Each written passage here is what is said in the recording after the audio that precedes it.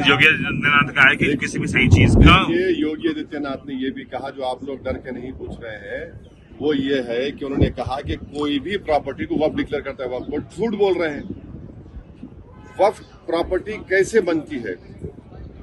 एक सर्वे कमिश्नर जो state government में कलेक्टर से सीनियर होता है, वो सर्वे करता है, ऑब्जेक्शन कॉल फॉर करता है, उसके बाद रिपोर्ट देता है चीफ सेक्रेटरी को, और चीफ सेक्रेटरी उस बुनियाद पर एक गजीट नोटिफिकेशन इशू करते हैं, और उस बुनियाद पर, गजीट नोटिफिकेशन की बुनियाद पर वो प्रॉपर्टी वक्फ कहलाती है। अब आप ये कह रहे हैं कि कोई प्रॉपर्टी वक्फ डिक्लेयर करते? क्या उत्तर प्रदेश में जितने गजीट नोटिफिकेशन है, चाहे सुन्नी वक्फ बोर्ड के हो, शिया वक्फ बोर्ड के हो, उनको मानना चाहिए ना। गवर्नमेंट तो आती जाती रहती है, गवर्नमेंट हमेशा कंटिन्यूस फॉर्म में रहती है, पार्टीज पावर में नहीं रहती है। तो योगी आदित्यनाथ ये झूठ बोल रहे हैं, और ये चाहते ये हैं कि मस्जिद के झगड़े शुरू हो जाए, वहां पर कोई जाकर पिटीशन डाल दे सरकार को कि भाई यहाँ पर मस्जिद नहीं थी।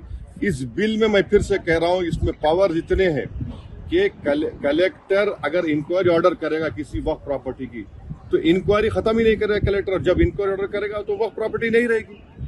तो ये वक्फ की जायदादों को छीनने के लिए मोदी सरकार ये बिल को ला रही है। कोई वक्फ की प्रॉपर्टी का इसमें हिफाजत नहीं होगी, ना उसका रेवेन्यू में इजाफा होगा। आप 12 साल आप लिमिटेशन एक्ट अप्लाई कर रहे हैं। क्यों अप्लाई कर रहे हैं लिमिटेशन? हिंदू धर्म के ऊपर लिमिटेशन एक्ट अप्लाई नहीं होता। तो जो एनक्रोचर 12 साल से ओनर बन जाएगा, वो ओनर बन जाएगा ना। ये बताइए कौन सा काम कर रहे हैं आप कौन सा प्रॉपर्टी बचा रहे हैं? ये पार्लियामेंट सामने मस्जिद है, आप वक्फ बाय यूजर निकाल के कह रहे हैं कि डिस्प्यूट गवर्नमेंट होगा, क्या डिस्प्यूट होगा? ये गवर्नमेंट प्रॉपर्टी होगी। दिल्ली एलडीओ कहती है ये मस्जिद जो है हमारी है। कल कलेक्टर को आप पावर्स दे रहे हैं, गवर्नमेंट के ऑर्डर पे बोलेगा ये मस्जिद गवर्नमेंट प्रॉपर्टी, मस्जिद बंद हो जाएगी। फिर ये हम एग्जाम्पल दे रहे हैं आपको। अब इसका गवर्नमेंट कैसा इसका रद्द करेगी? और फिर इनके जो चमचे हैं दुम छल्ले, एक अजमेर दरगाह के वो कौन है, वो दीवान का बेटा है। देखिए, ख्वाजा एक्ट के तहत वो दीवान गवर्नमेंट का एम्प्लॉय है, नौकर है वो गवर्नमेंट का, और आप लोग लिखते नहीं है, बोलते नहीं। उसको हर साल एक कोर्ट का, हाई कोर्ट की जजमेंट से उसको साल में 1.5 करोड़ रुपए मिलते हैं। वो बताए, वो दीवान का बेटा कि भैया दीवान बताए कि कितना उन्होंने मुस्लिम महिलाओं के लिए, मुस्लिम बेवा महिलाओं के लिए, मुस्लिम यतीम बच्चों के लिए उन्होंने कौन सा मदद की। और उसका तो कोई वक्फ भी नहीं है। उनका कौन सा वक्फ बताइए? उनका तो वक्फ ही नहीं है। अच्छा, आपके किरण रिजिजू हैं, वो बुद्धिस्ट हैं, क्या वो बिहार के एंडोमेंट बोर्ड मेंबर बन सकते? नहीं बन सकते। वो बोध गया बन सकते, जबकि कॉन्स्टिट्यूशन में आर्टिकल 25 में बुद्धिस्ट का डेफिनेशन भी हिंदू में आता है, मगर बिहार के एंडोमेंट बोर्ड में लिखा सिर्फ हिंदू। सिख भी नहीं बन सकता, सिख भी हिंदू होता है लीगली, और बुद्धिस्ट भी होता है, वो अपने मेंबर नहीं बन सकते। तो अब यहाँ पर लाके आप नॉन मुस्लिम को ला रहे हैं। क्यों ला रहे हैं? ताकि नॉन मुस्लिम ज्यादा हो जाए स्टेट वक्फ बोर्ड में। उसके बाद आप वक्फ बाय यूजर के निकाल रहे हैं कंडीशन के साथ, तो आप पूरा कब्जा कर लेंगे आप। ये हमारा जेन्युइन कंसर्न है। ये कोई वक्फ को बचाने के लिए, वक्फ को इम्प्रूवमेंट कर नहीं लाया जा रहा है। मुसलमानों से मस्जिदों को छीनने के लिए, दरगाहों को छीनने के लिए कानून ला रही है। एनडीए की गवर्नमेंट, जिसमें चंद्रबाबू नायडू, नीतीश कुमार, चिराग पासवान और जयंत चौधरी सपोर्ट कर रहे हैं, ये वक्फ बिल अनकॉन्स्टिट्यूशनल है। ये वक्फ बिल आर्टिकल 14, आर्टिकल 25, 26, 29 का ग्रेव वायलेशन है। ये वक्फ बिल नहीं है, बल्कि ये वक्फ बर्बाद बिल है ये।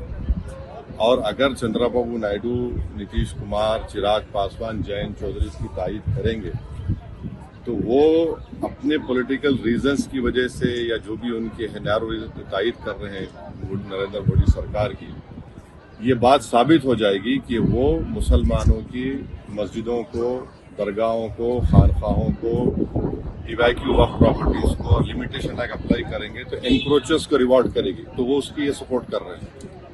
उनको ये देखना चाहिए कि ये सपोर्ट तो कर रहे हैं, मगर क्या आप 5 साल के बाद जब जाएंगे जनता के पास, क्या जवाब देंगे उनको? अब तो बिहार का चुनाव भी है। तो ये अनकॉन्स्टिट्यूशनल। एक बात समझिए, वक्फ बाय यूजर सरकार निकाल रही है। हिंदू धर्म में mud by user, temple by user allowed है, तो यहां पर क्यों अलाउ नहीं कर रहे आप? हिंदू एंडोमेंट बोर्ड में कोई नॉन हिंदू मेंबर नहीं बन सकता, तो यहां पर आप नॉन मुस्लिम को क्यों बना रहे हैं? तीसरी बात यह है कि एंडोमेंट का जो ट्राइब्यूनल है, उसका डिसीजन के खिलाफ आप रिव्यू डालते हैं। यहां पर आप कह रहे हैं कि उसको अपील करेंगे। हिंदू एंडोमेंट बोर्ड में कमिश्नर कोई भी हिंदू एंडोमेंट कमिश्नर कोई प्रॉपर्टी को डिक्लेयर कर सकता है एज अ हिंदू धर्म की प्रॉपर्टी। कलेक्टर का कोई रोल नहीं हिंदू एंडोमेंट बोर्ड में। क्यों कलेक्टर को लेकर आ रहे हैं आप? तो ये सब जो चीजें कर रहे हैं ना, एक ही मकसद है, मुसलमानों से नफरत और इस देश में हिंदुत्व की आइडियोलॉजी के तहत ये एक प्रोजेक्ट है जिससे मुसलमानों को उनके रिलीजन से दूर करना, रिलीजियस प्रॉपर्टीज को छीन लेना। हमारा डिमांड एक ही है कि जो चीजें हिंदू धर्म के लिए एंडोमेंट बोर्ड के लिए सही है, यहां पर गलत कैसे हो रही है? वो जो सिख गुरुद्वारा प्रबंधक कमेटी में कोई नॉन सिख मेंबर नहीं बन सकता, तो यहां पर कैसा कोई नॉन मुस्लिम बनेगा? ये बात आपको समझने की जरूरत है। आर्टिकल 25, 26, 29, 14 का ग्रेव वायलेशन है। इनको सोचना चाहिए चंद्रबाबू नायडू को। अभी वक्त है उनके पास सोचना चाहिए कि आप क्या बर्बाद करने का पूरा सहूलत दे रहे हैं बीजेपी को आप। सर, योगी